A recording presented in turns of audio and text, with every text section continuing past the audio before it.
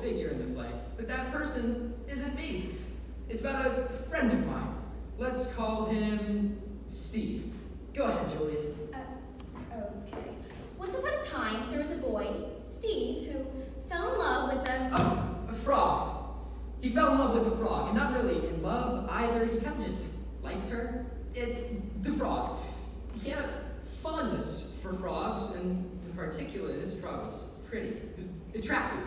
The frog was green. He liked green frogs in general.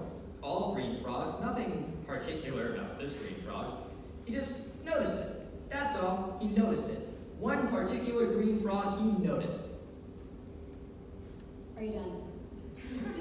Sure. Go on, Julia.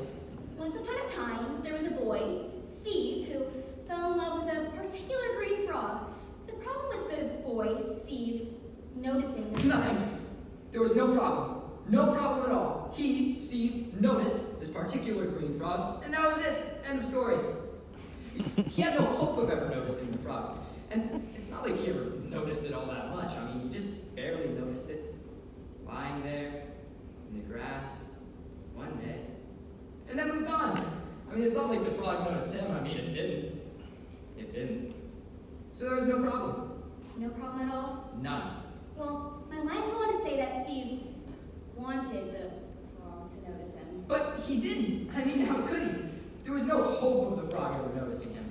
And there was all sorts of facts and figures and reasons about Steve that, if that were to ever happen, his entire life would be... Shut up, Lucas! What?